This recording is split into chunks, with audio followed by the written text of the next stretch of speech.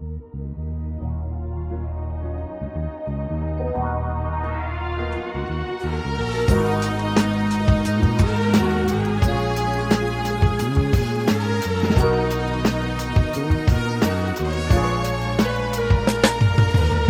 everybody. Welcome back to First Term. We're doing a podcast kind of impromptu right after the State of the Union. So I'll cover that just a little bit first. There was nothing too new and exciting, I thought, from Trump's State of the Union. It was a little too long, if I'm being honest. I think a lot of these State of the Union addresses don't need to be as long as they are. I feel like it's almost like he wanted to break a record kind of thing. But he touted a lot of achievements from last year. Over his thing over the past year that he's done since he took office for the second time. He touted a lot of 2024.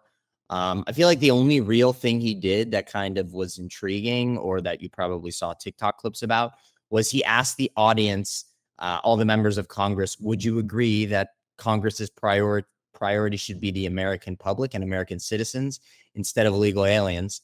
And he asked everybody to stand up if they agreed, and none of the Democrats did. Which I thought was a bit shocking, because it's crazy that whether you like the president or not, you should be standing up and clapping at the State of the Union address. Even when Obama was president, you had Republicans doing that. When Biden was president, Republicans did it. It just seems to be the two terms Trump has served, whether you like him or don't like him, nobody has stood up and clapped or did anything. Whether you like what he says or not, it's just a respect thing. But I did think it was crazy that he asked people to stand up, and whether you agreed with this policy or not, he said, let's put policy aside. Stand up if you think that we should be prioritizing American citizens over illegal aliens. I don't know when this view changed, that there's even a debate over that.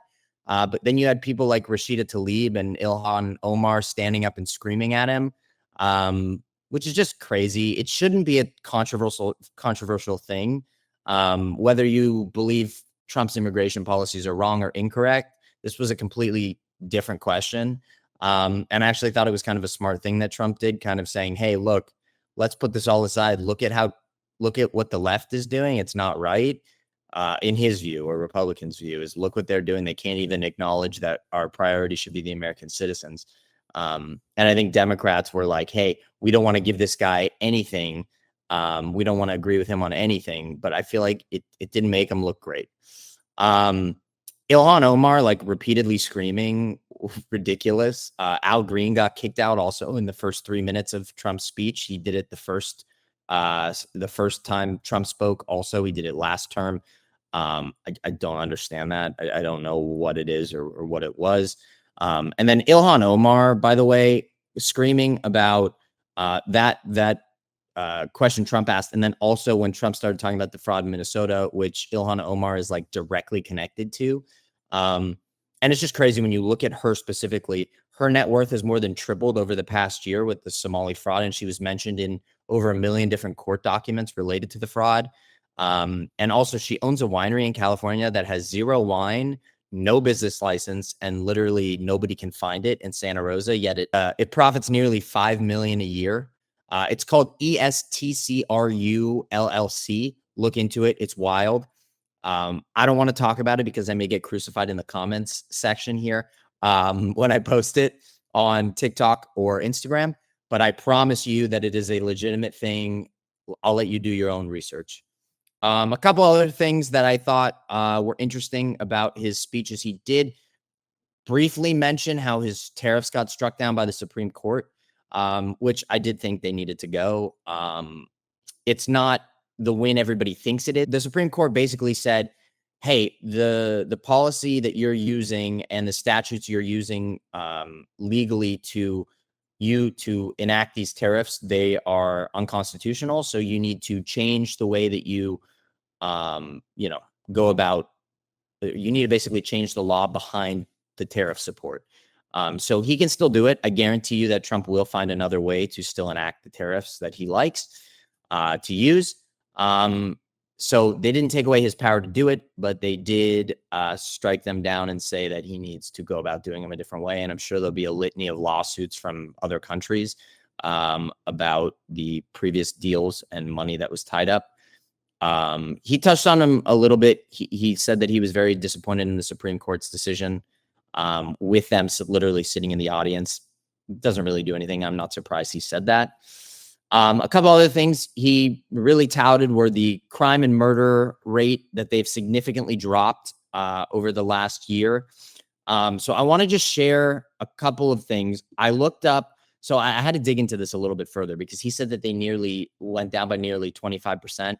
Trump tends to exaggerate his statistics a little bit. They have dropped, and I'll show you exactly what I'm talking about. Here's a murder rate by year. So as you can see, starting in 1985, because pre-1985 statistics were not really counted or not counted correctly, the murder rate jumped in the 90s, kind of political times. And then you can see that it's been on the steady decline 2012, 2013, 14, 17, and then took a big spike during 2020. Now, I think the real reason that it jumped in 2020 was because of the fact that COVID was a thing. There was a lot of panic. There was a lack of policing. Society drastically changed due to COVID. There weren't as many people out and about. There weren't as many police officers on staff. A lot of people took paid leaves and all over the place. So I think it's really hard to judge. 2020, it took a big hike at 2020 because I feel like we were in this like in between weird state. So there is a natural come down from 2020. You'll see 22, it starts falling, 23, 24, and 25. There has been a 19% drop in crime and in murder from 2024 to 2025.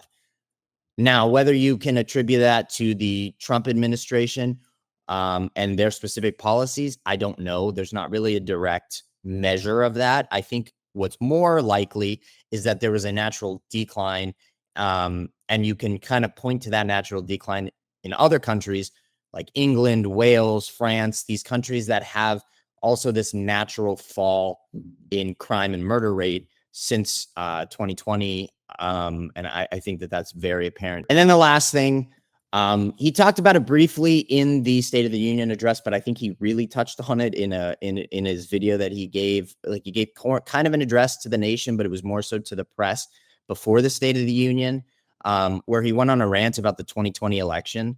And I'm like, dude, what are you doing here? Like, this is like saying, okay, I could have gotten a job in the past if I would have just done this one thing different, or if this person had done this thing differently.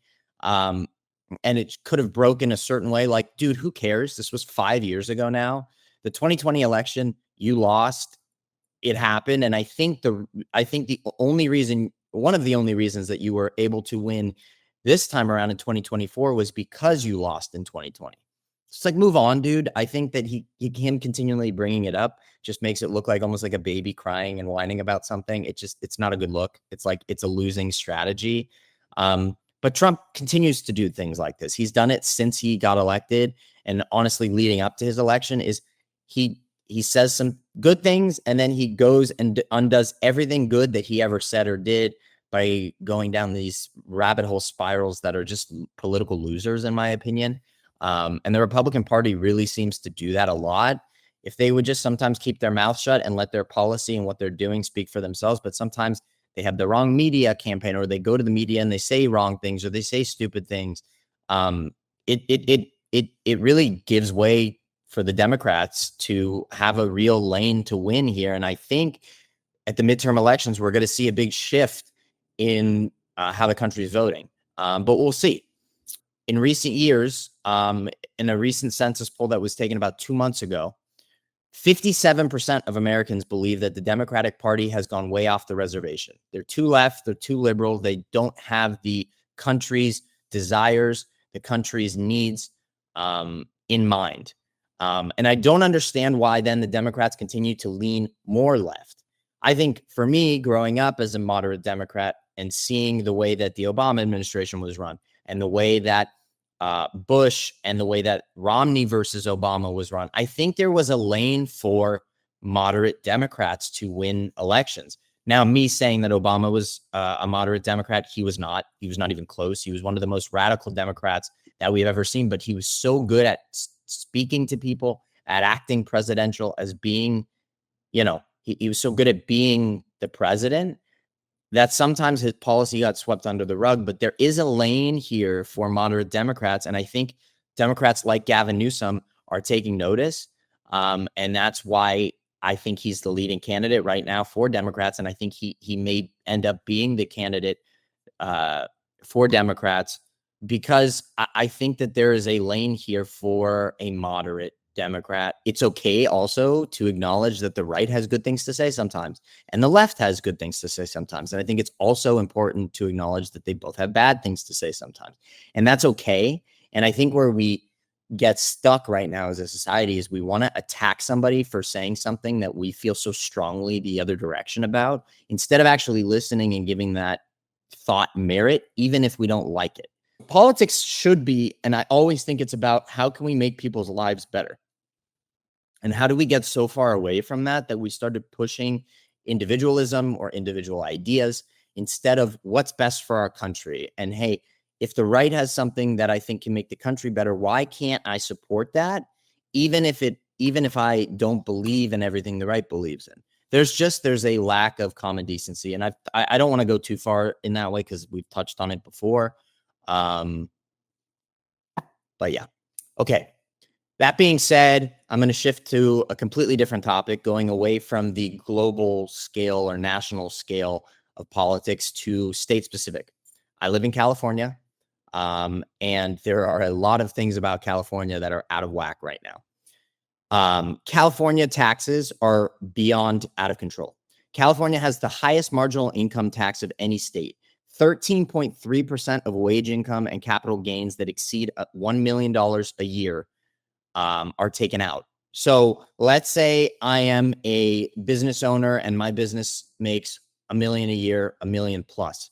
I get a 13.3 additional wage tax that's put on every check at the end. That's put on either every check or it's at the end of the year. The 13.3% comes out. Why is $1 million the guide?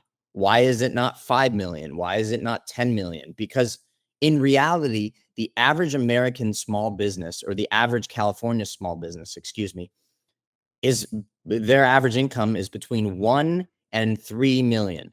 So if we want to say that we're going to tax people who are in a higher income bracket, fine. Why is $1 million annual income that bracket? It shouldn't be. It should be larger, because it really takes a toll on these people or these businesses that are making under $1 million a year, or $1 million to $2 million a year. And so also this 13.3 million, when you also include state disability insurance rate, it actually climbs up to 14.6%. This on top of federal income taxes, which are 37%, which is godly too high. And Trump continues to not address that at all. The 37% federal income tax. And he says, oh, these bills that we're pushing are going to lower it. They're not. Nothing has really been done. Trump came in, they were, I think, 40%. He's dropped them 3%. When you talk about, he's dropping different things in regards to like buying a home and the loans and mortgage rates. Those have dropped, but the tax rate on the federal tax rate on Americans has not dropped, not significantly, nearly enough. But in California, when you take this 37% and you take the 14.6, which most Americans feel like almost 50%, so it's like 46% roughly in taxes taken out of every paycheck. So let's say I have a paycheck that's around 16 grand, and then I get hit with this 46%, this 46% tax rate. I'm taking home 9 grand. So not almost 9 grand, half of my paycheck goes to the state every single paycheck I get. That's ridiculous. And it makes it very, very difficult for anybody to make a living. So I'm going to give you an example. Okay. Sam Darnold. We all know Sam Darnold. He's the quarterback. And if you don't, he's the quarterback for the Seattle Seahawks. They just won the Super Bowl.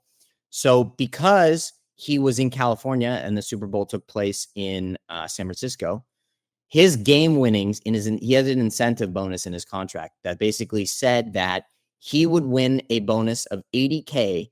I think it was $80K or $180K, something like that, if he won the Super Bowl. Now, because of California tax rate and everything else, He ended up owing $80K back to the state of California. So he lost money for winning the Super Bowl, as opposed to if he would have lost, he still would have owed money, but it would have been less. So it's crazy to me. And this is why golfers, comedians, music artists, anybody that performs in the state of California don't want to come here to play in tournaments, to perform, to do concerts. I think if you actually go and look, there are a ton of at least people that have that are on the bigger scale that don't really need money per se, like the Taylor Swifts or the Olivia Rodrigos or the people like that it doesn't really impact. They'll still come to Los Angeles. But I'm talking about like the independent artists or the smaller country artists or the smaller rock artists. They don't want to come to do concerts in the state of California because of the tax on the revenue that they make while they're here. It's disgusting. So I just think it's crazy. I think it's something that we should all be, when we go to vote, especially this midterm election, we should be keeping in mind, okay, who is going to address our tax rate? Because for average American workers or average California workers, our tax rate is way too high. Our federal income tax is high. Our state income tax is too high. I mean, I personally am giving like 40-something% back on every paycheck I get. And then there's some people that make salary at the end of the year, and the salary that they make, their paychecks get deducted at the end of the year or whenever tax season is. And then they realize that they actually sometimes owe almost as much or nearly half of their income. It's wild. It is nuts. And I think it's something that needs more attention in the state of California for sure. Because you have a lot of candidates. It seems to be more of a Democrat than a Republican kind of thing, at least in the state of California, that Democrats are running on taxing the rich more or the middle class more in order to provide low-income housing for people that don't make as much money. And I want to just talk about that too on the low-income housing side. California didn't use more than half of its low-income housing budget this year because the city is continually changing its zoning laws. So basically what's happening is that these proposals get stalled out by the city until the laws and regulations change. And then these bills or proposals have to get reapproved. So it's like a constant thing that's just like a bill gets proposed, but it doesn't get enacted. And then by the time it goes to get enacted, everything in the city, the zoning laws and everything change. So then this bill that was voted on gets thrown out and it has to be re-voted on again. So then all this change, it gets stuck in this bureaucracy, in this changing of zoning laws, and nothing ever really gets done. And it's not to say that low-income housing hasn't been addressed in some regard in California. It has been. There's 2 buildings in downtown, 2 high-rise buildings that have been produced. I think one was built for about $24.5 million, and the other was for $48.5 million. Each house only 35 low-income housing people. And I mean, that's crazy, right? So basically there's this push for low-income housing, yet we're not housing more than like 200 people, 300 people a year. How are we really addressing the problem? You still have a ton of homeless people on the streets. You have a ton of people that need mental health care, that need jobs, and they just aren't getting it because there's this constant never-ending cycle of zoning laws changing, of bills and proposals not being enacted like they should be. It's nuts. And again, something that needs to be addressed on every political candidate that is running for governor, every political candidate that's running for mayor, that's running for House or Senate seats. They need to, this is something that needs to be enacted. So when you think about low-income housing and homeless and taxes being lower in the state of California, you need to kind of keep these things in mind when you go to vote for this midterm election. It is critical. LA mayor and governor race. LA, what are we doing? Why are there so many Democrats running for governor? It's polluting the polls. So Republicans have 2 candidates right now. Democrats have 6 running for governor. When we go to vote, typically the less candidates you have in the field, the better per party, right? So that's why when you run for when you go in a presidential election, there's generally 1 Republican, 1 Democrat. Sometimes you have independent parties, RFK, sometimes a Green Party. But what people don't often realize is these independent or Green Party, they pull votes away from these two candidates. So let's say that you have, I don't know, 2% of Democrat voters decide to instead vote for RFK or a Green Party candidate. That's pulling votes away from the primary Democrat candidate. So you're losing 2.9% that the Republican candidate is keeping because they're not being drawn in that direction. It works the same way with the governor. So if you have 6 Democrats running and 2 Republicans running, the Republicans are more isolated. So one Republican candidate is taking probably marginally away from the other. But when you have 6 Democrat candidates and you have one person saying, I like this Democratic candidate, I like this one, it pulls away from other candidates that could be winning. And I just don't understand why we can't get 1 or 2 great candidates. This has been happening ever since Newsom took office in his race for governor, is that it seems that these fringe candidates are pulling away from good candidates. And if we could just produce 1 or 2 good candidates, then Democrats could win more elections or Republicans could win more elections, and we could actually be electing people that deserve to be elected. If we can narrow down our candidate field, Democrats would have a much better chance of winning the governor's seat, as opposed to Republicans right now have a pretty marginal advantage over any Democrat in the field. I think it's Swalwell is the leading candidate for Democrats, but he's losing pretty marginally, I think by 17% of the votes right now, to Hilton, I think, is one of the Republicans. And then the other one is the sheriff from Riverside County. He's in the lead of majority of these polls right now. I just think it should be a wake-up call. It should be a wake-up call to Americans, to Californians who want a Democrat in office, because California is majority Democrat. Then maybe we should focus on narrowing down our field, or pushing the Democratic Party to narrow their field. TikTok recently, I found out they changed their policy to restrict promotion of political content.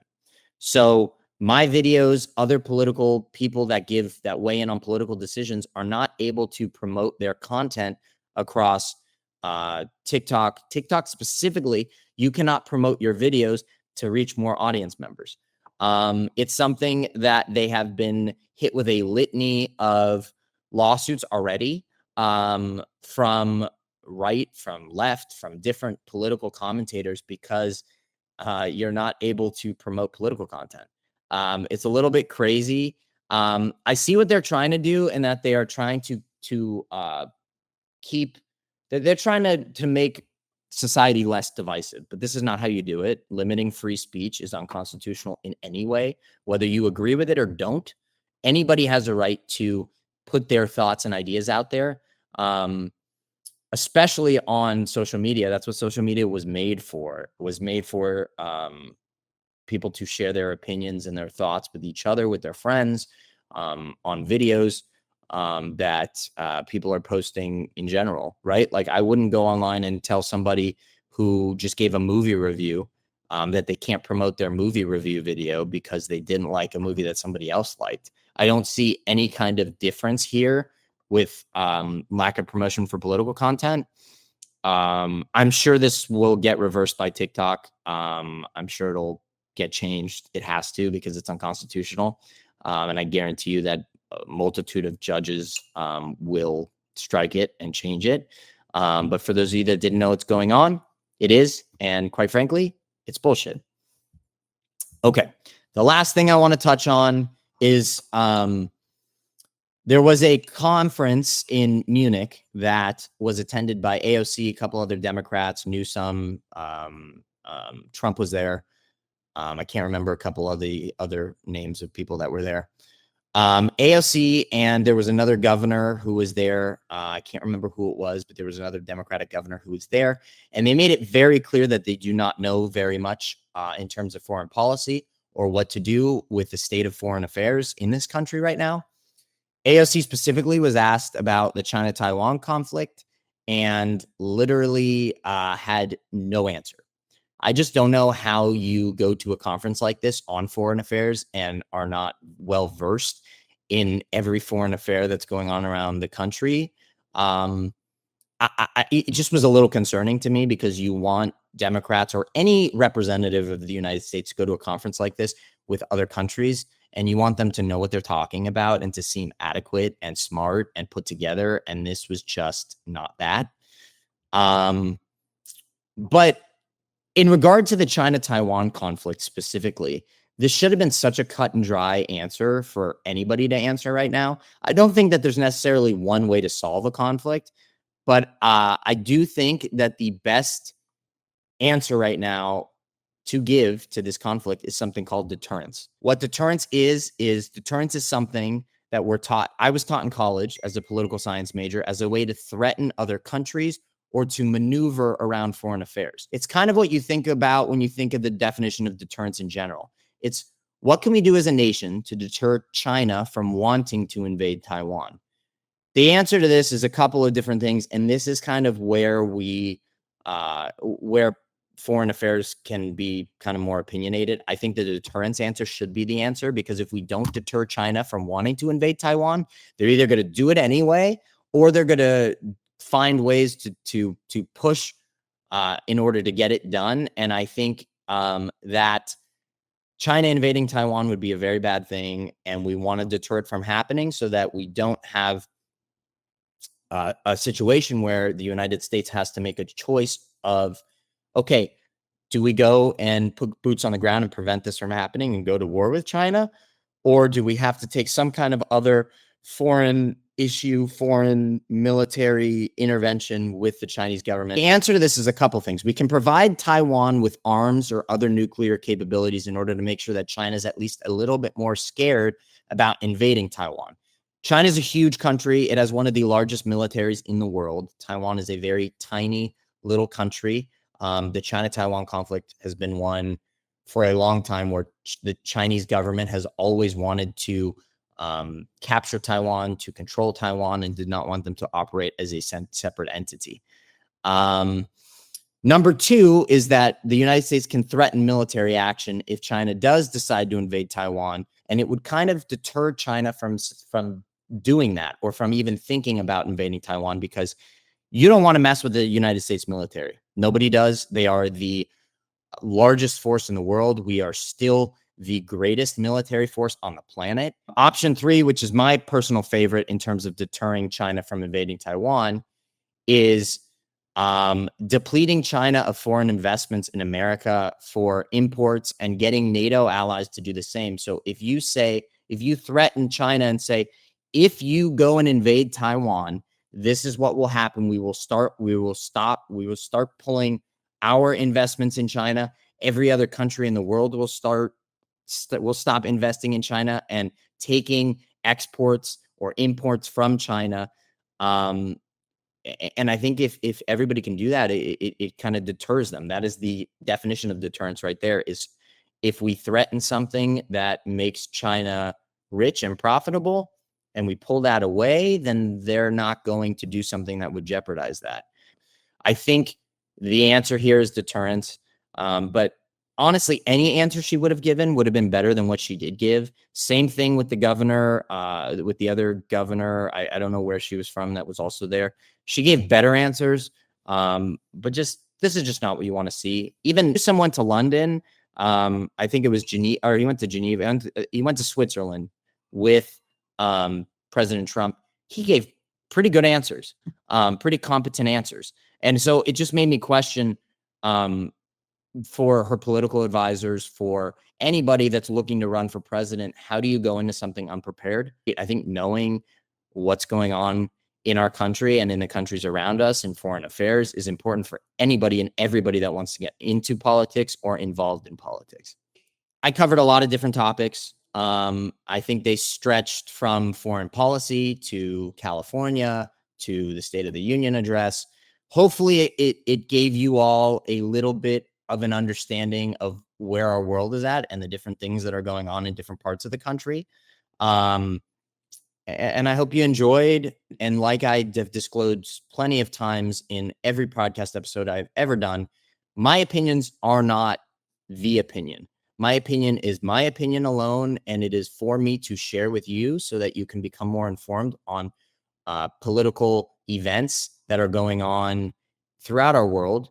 But it doesn't mean that you have to agree with me. And I actually encourage you to disagree with me. And I encourage you to push me to think about things in a different way, because I love hearing from people that disagree with me.